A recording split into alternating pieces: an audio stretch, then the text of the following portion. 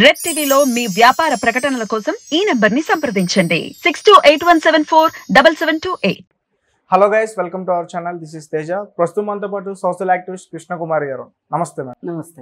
ఒక డిఎస్పీ హోదాలో ఉన్న వ్యక్తి ఒక 15 ఏళ్ల బాలిక పైన అత్యాచారం చేసి దాని తర్వాత వాళ్ళ కుటుంబ సభ్యులతో కలిసి అమ్మాయిని చిత్రహింసలు పెట్టినట్టు కూడా ఒక వార్త వెలుగులోకి రావడం జరిగింది.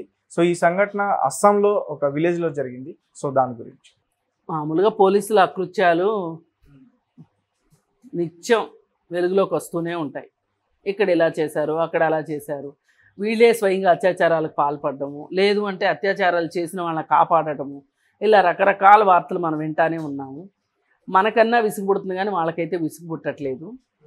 ఇక్కడ ఏంటి అంటే వీళ్ళు ఇలా చేసిన వాళ్ళ నేరస్తుల్ని శిక్షించాల్సిన పోలీసులు, అంటే చట్టంనికి అప్పచెప్పవలసిన వాళ్ళే. వాళ్ళ బాధ్యత ఏంటి? అలాంటి నేరాన్ని గుర్తించి ఆ నేరానికి పాల్పడిన వాళ్ళని చట్టం దృష్టిలో వాళ్ళ మీద ఎఫ్ఐఆర్ చేసి వాళ్ళని చట్టానికి అప్పగించవలసిన బాధ్యతలో వీళ్ళు ఉన్నారు. అలాంటి పోలీసులు వీళ్ళే నేరస్తులు అవుతుంటే, అంటే కంచే చేను మేసిందన్న చందం కదా ఇది.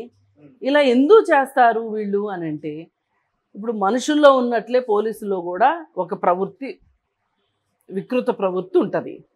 దానికి తోడు వాళ్ళకి ఏంటి అంటే అధికారం ఉంది కదా అనే ఒక అధికార మదం ఒకటి. అంటే అసలే కోతి, ఆ కోతి కళ్ళు దాగింది అన్నట్లు అవుతుంది. ఇంకా వీళ్ళకి పట్టపగ్గాలు ఉండట్లేదు. అందుకే వీళ్ళు ఇలా చేయగలుగుతున్నారు. మేము ఎట్లయినా తప్పించుకోగలం. ఇప్పుడు డబ్బులు ఉన్నవాళ్ళు, అధికారాలు ఉన్నవాళ్ళు, రాజకీయంగా పదవులు ఉన్నవాళ్ళు, వాళ్ళు ఏదైనా చేసి వాళ్ళ ఉద్దేశం ఏంటి అంటే, మనకు అధికారం ఉంది చేతిలో, మనకేంటి, మనం ఏమైనా సామాన్యమైన మనుషులమా, డబ్బులు లేని మనుషులమా మనం శిక్షించబడ్డానికి? మనెవరు శిక్షించేది? అధికారమే మన చేతిలో ఉంటే మనమే వేరే వాళ్ళని శిక్షించగలము, శిక్షించబడేటట్లు చేయగలము అనే ఒక ధీమా మనుషుల్లో వచ్చేసిన తర్వాత ఇంకా మనం ఇలాంటి జరుగుతున్నాయి ఏంటి, ఇలా జరిగితే ఎలాగా, మన నిజాన్ని నిగ్గదీసి అడుగుతాము, అగ్నితోటి కడుగుతాము, ఇట్లాంటి మాటల వల్ల ప్రయోజనం కనిపించట్లా. ఆ చిత్తశుద్ధి వాళ్ళకు ఉండాలి.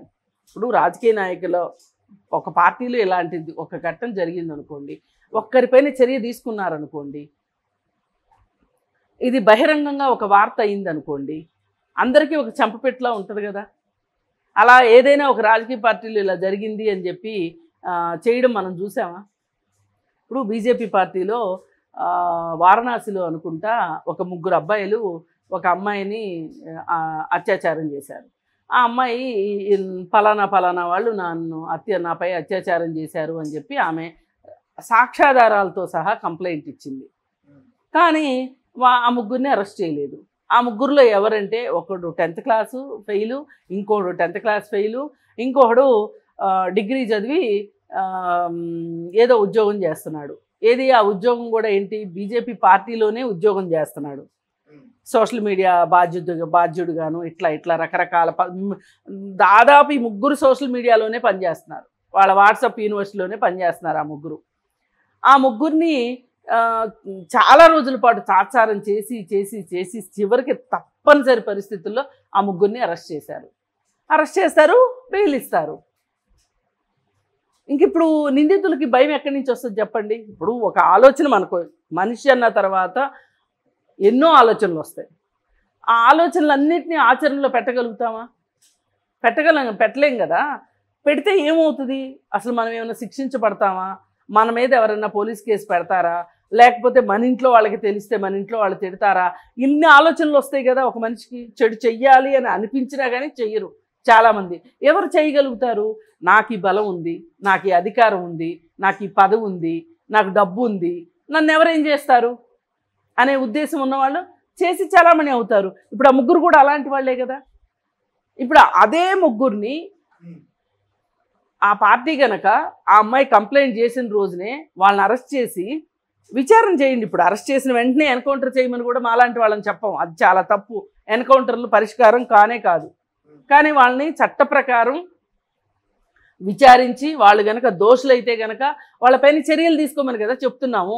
ఆ పని కనుక చేసుంటే, ఈ పని ఇలా చేస్తున్నాము మేము అని కనుక వీళ్ళు ప్రచారం చేసుంటే కనుక ఎవరైనా ఇలా చేయడానికి సిద్ధపడతారా? ఏ రాజకీయ పార్టీ అయినా సరే ఆ రాజకీయ పార్టీ అక్కర్లా, వేరే ఏ రాజకీయ పార్టీ అయినా ఇప్పుడు ఒక ఆఫీస్లో ఇట్లాంటిది ఏదైనా జరిగింది, ఆ ఆఫీస్ వాళ్ళు బాధ్యతగా తీసుకుని అతన్ని శిక్షించి అతన్ని ఉద్యోగంలోంచి తీసేసి అలా చేశారనుకోండి, మిగతా ఎంప్లాయీస్కి ఆ భయం ఉంటుంది కదా.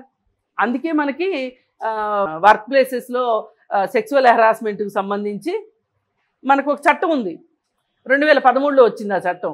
ఆ చట్టం ప్రకారం ఏంటి, ఏదైనా ఒక ఆఫీస్లో ఎంప్లాయీస్ ఉన్న దగ్గర మహిళా ఉద్యోగులు ఉంటే కనుక ఇంటర్నల్ కంప్లైంట్స్ కమిటీ అని పెట్టాలని ఉంది ఆ చట్టం ప్రకారం. అలా పెట్టకపోతే చాలా నేరం, అది పెద్ద పెద్ద ఫైన్లు వేస్తారు. ఆ ఇంటర్నల్ కంప్లైంట్స్ కమిటీ అనేది ఒకటి ఉంది అంటే ఎవడన్నా ఏమైనా చెయ్యాలి అంటే కొంచెం ఆలోచిస్తాడు, ఈ అమ్మాయి వెళ్తుంది ఆ కమిటీకి చెప్తుంది, ఆ కమిటీ వాళ్ళు నన్ను విచారణకు పిలుస్తారు, ఆమె దగ్గర ఏదైనా ఆధారాలు ఉంటే నన్ను శిక్షిస్తారు అనే భయం ఉందనుకోండి, చేస్తారా? మరి చేయరు కదా. అందుకని ఏంటంటే ఇక్కడ కూడా ఇప్పుడు ఇతను పోలీస్ అధికారి, ఈ పోలీస్ అధికారి నాకు అధికారం ఉంది అనుకున్నాడు, చేశాడు, నాకేంటి భయం అనుకున్నాడు, ఆమె కంప్లైంట్ ఇచ్చింది. పైగా ఈ మధ్యకాలంలో ఇంకొక దుర్లక్షణం కూడా పెరిగిపోయింది. ఏంటి అంటే ఇప్పుడు ఎవడైనా ఒకడు ఇలాంటి పనులు ఇదివరకు చేసేవాడు, వాడు ఒక్కడగా చేసేవాడు, ఇంకొకరు కొంతమంది ఫ్రెండ్స్తో కలిసి చేసేవాడు, కానీ ఈ విషయం ఇంటి దాకా వెళ్ళేది కాదు. ఇప్పుడు దరిద్రం దుర్మార్గం అనాలో తెలియట్లేదు, కానీ ఇప్పుడు ఇంట్లో వాళ్ళందరూ పాలు పంచుకుంటున్నారు ఏదైనా ఒక నేరంలో. ఇప్పుడు నేరం జరిగిన తర్వాత నేరంలో నుంచి బయటికి తీసుకురావడం వేరు, ఆ నేరంలో పాలు పంచుకోవడం వేరు. వీళ్ళు నేరాల్లో కూడా పాలు పంచుకుంటున్నారు. ఇప్పుడు ఆ అమ్మాయిని హింసించే విషయంలో ఈ కుటుంబ సభ్యులు కూడా కలిసి హింసించారని చెప్పింది. ఇది ఎంత దుర్మార్గం అసలు. అంటే కుటుంబానికి కుటుంబమే ఇట్లాంటి శాడిస్ట్ కుటుంబమా ఇది, అంటే ఇంత దుర్మార్గపు కుటుంబమా ఇది అని మనకు బాధ ఇది. పైగా ఇట్లాంటి న్యూస్ చూసిన తర్వాత వీళ్ళకి శిక్షలు పడలేదు అంటే వేరే వాడికి కూడా ఆయనకు శిక్ష పడలేదు, ఆయన చేసింది ఒప్పైనప్పుడు నేను తప్పు చేసినా ఆయనకు శిక్ష పడలేదు, అలాంటప్పుడు నేను చేస్తాను. ఇదే ప్రబలిపోతుంది సమాజంలో. అందుకే ఈ నేరాలు ఘోరాలు ఈ విధంగా జరగడానికి కారణం ఇదొక కారణం. ఎందుకంటే చేసిన వాడికి శిక్ష పడదు, ఓ 10 ఏళ్ళ తర్వాత ఎప్పుడో శిక్ష, ఈ లోపు రాజెవడో రెడ్డెవడో, పైగా ఈ కంప్లైంట్ చేసిన వాళ్ళు కూడా అంత చివరి దాకా నిలబడతారని గ్యారంటీ ఉండదు. నిలబడకపోతే ఏంటి పరిస్థితి? ఇప్పుడు బెయిల్ వచ్చిందనుకోండి, వాడు సాక్షులను బెదిరిస్తాడు, ఏంటి ఉపయోగం? అందుకే ఇట్లాంటి కేసుల్లో త్వరితగతిన స్పెషల్ కోర్ట్స్ కావాలని అడుగుతుంది ఇట్లాంటి కేసుల విషయంలో. అందుకే అదే స్పెషల్ కోర్ట్స్ ఉన్నాయి అనుకోండి, ఇప్పుడు ఆ కేసుల్లో చాలా పెండింగ్ కేసులు ఉన్నాయి, ఇది కూడా వెళ్ళి ఇంకొక పెండింగ్ ఆ జాబితాలో చేరింది అనుకోండి, ఇది కూడా ఒక పెండింగ్ కేసు అయిపోయింది అనుకోండి, విచారణకు వచ్చేది ఎప్పుడు, చచ్చేది ఎప్పుడు? అందుకోసం ఏంటి అంటే ఇట్లాంటి విషయాల్లో అత్యాచారాల ఘటనలకు సంబంధించి ఖచ్చితంగా ఇప్పుడు మైనర్ బాలికల పైన జరిగినప్పుడు ఈ స్పెషల్ కోర్ట్స్లో విచారణ జరపాలి అనేది ఒక రూల్ ఉంది. ఈ విషయంలో పోక్సో యాక్ట్ కూడా వస్తుంది, ఎందుకంటే అమ్మాయి మైనరు, ఇప్పుడు 15 సంవత్సరాలు కాబట్టి మైనరు. ఎవరైతే డిఎస్పీ ఉన్నాడో అతని మీద, ఆ కుటుంబ సభ్యుల మీద పోక్సో యాక్ట్ ప్రకారం కేసు కట్టాలి. పోక్సో యాక్ట్ ప్రకారం కడితే ఏంటి లాభము ఏంటి అంటే కనుక 60 రోజుల లోపల ఖచ్చితంగా ఛార్జ్షీట్ వేసి తీరాలి.